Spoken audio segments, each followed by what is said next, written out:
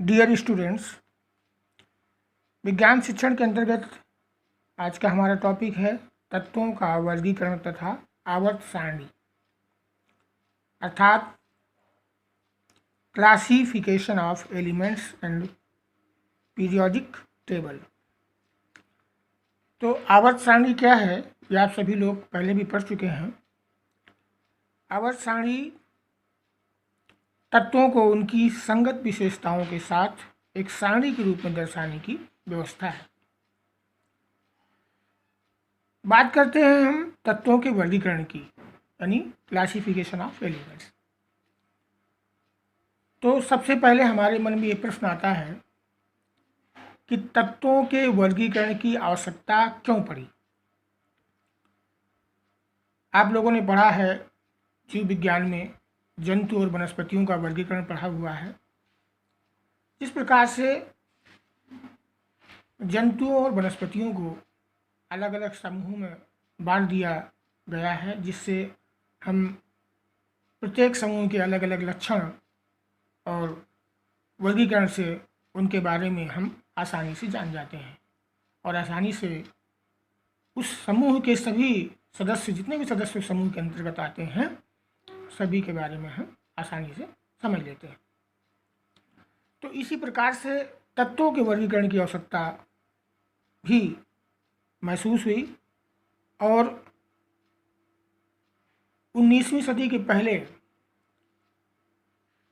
लगभग 56 तत्व ही थे जो प्रकृति द्वारा प्राप्त हुए थे। लेकिन 19वीं सदी में लगातार जब नए नए तत्वों की खोज हुई तो इनके गुणों को समझने में कठिनाई होने लगी। इसलिए तत्वों के वर्गीकरण की आवश्यकता महसूस हुई, ताकि जंतु और वनस्पतियों की तरह अगर हम तत्वों को भी अलग अलग वर्गों में, अलग अलग समूहों में बांट दें तो एक समूह के सदस्यों को के गुणों के आधार पर, उनकी विशेषताओं के आधार पर उन्हें हम आसानी से समझ सकते हैं।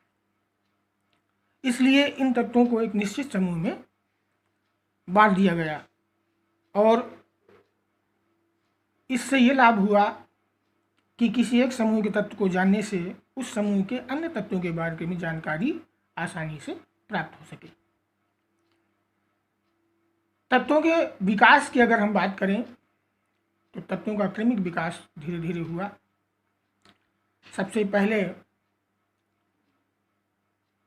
प्रसिद्ध वैज्ञानिक डोबे राइनर, इन्होंने 1817 में यानी 1817 में एक सिद्धांत प्रस्तुत किया जिसे त्रिक सिद्धांत के नाम से जानते हैं। तो डोबे राइनर का त्रिक सिद्धांत है क्या? डोबे राइनर ने तत्वों को 3-3 के समूह में बांट दिया और इसी समूह को त्रिक समूह यानी ट्रायड ग्रुप के नाम से जाना गया। अब इस ग्रुप की विशेषता क्या थी? सबसे पहले तो डोबे राइनर ने इन्हें इनके परमाणु भारों के बढ़ती हुई क्रम में रखा और इस समूह की एक विशेषता और थी कि इस त्रिक समूह में जो बीच का सदस्य था, जो बीच का जो तत्व था, पहले और तीसरे तत्व के परमाणु भारों के औसत के बराबर था। और एक ध्यान देने वाली बात और है कि इस समूह में जितने भी तत्व थे उनकी जो प्रॉपर्टीज हैं उनमें बहुत समानता थी।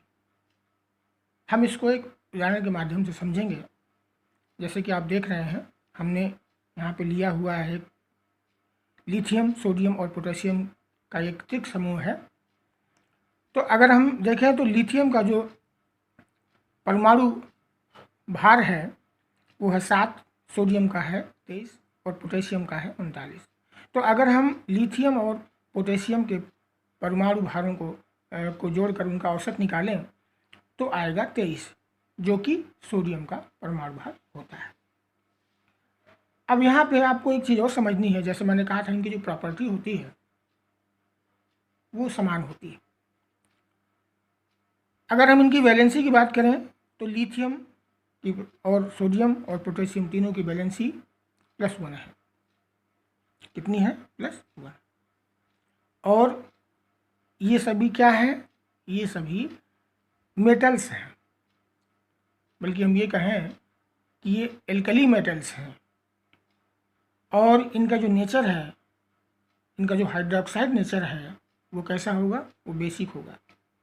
जैसे LiOH, NaOH, KOH।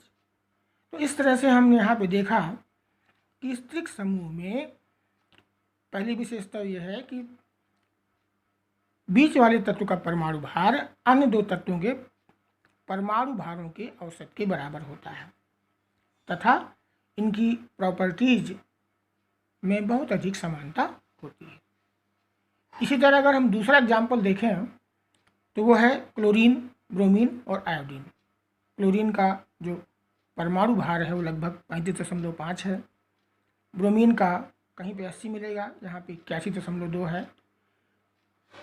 आयोडीन का लगभग 127 होता है, 126.9। तो इस तरह से अगर हम क्लोरीन और ब्रोमीन के परमाणु भारों का योग करके इनका औसत निकालें तो हम देखेंगे कि लगभग 81.2 ब्रोमीन का जो परमाणु भार होता है लगभग 80 माना गया है।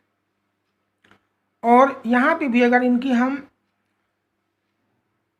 समानताएं देखें, प्रॉपर्टीज की समानताएं देखें, तो हम देखेंगे कि क्लोरीन, ब्रोमीन और आयोडीन इनकी जो वैलेंसी होती है वो -1 होती है। और इनका जो हैलाइड नेचर है वो एसिडिक होता है। जैसे अगर हम इसके साथ हाइड्रोजन जोड़ दें तो HCl हो जाएगा, या HBr हो जाएगा, ये HI हो जाएगा।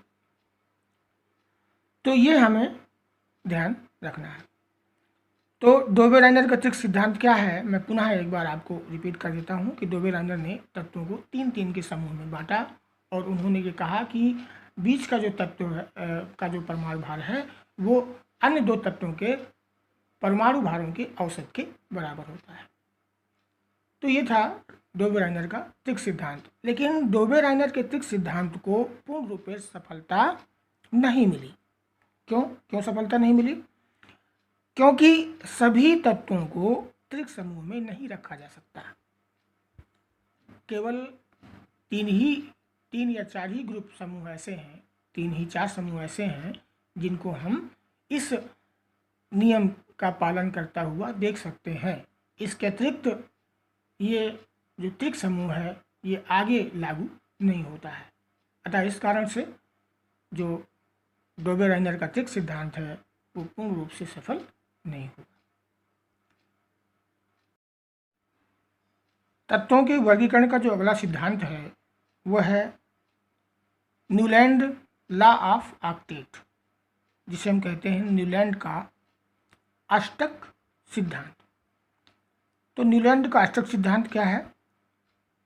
न्यूलैंड प्रसिद्ध वैज्ञानिक थे जिन्होंने 1866 में यह अपना सिद्धांत प्रस्तुत किया तत्वों के वर्गीकरण के लिए। न्यूलैंड के समय कुल ज्ञात तत्वों की संख्या 56 थी। तो इन्होंने सभी तत्वों को उनके परमाणु द्रव्यमान के या परमाणु भार के बढ़ते हुए क्रम में रखा और इन्होंने एक चीज़ का ध्यान दिया कि अपने वर्गीकरण में सबसे कम परमाणु भार वाले तत्व हाइड्रोजन से शुरुआत की और थोरियम पर समाप्त कर दिया। तो वास्तव में जो न्यूलैंड का अष्टक सिद्धांत है उसका नियम क्या है? उन्होंने कहा कि प्रत्येक तत्व अपने से 8वें तत्व से गुणधर्मों में समानता रखता है। तो न्यूलैंड ने इसको संगीत के माध्यम से, संगीत के सुरों के माध्यम से भी समझाया। जैसे कि आप लोग जानते हैं संगीत के सुर होते हैं 7 सुर, सा रे गा मा पा धा नी सा। तो इस हिसाब से ही भी आप इसको समझ सकते हैं। और यहाँ पर हमने लिया है जैसे ये जो वर्ग होगा, ये समूह होगा जिसे हम 0 समूह या आखिरी समूह कहते हैं मेंडलीव की आवर्त सारणी में।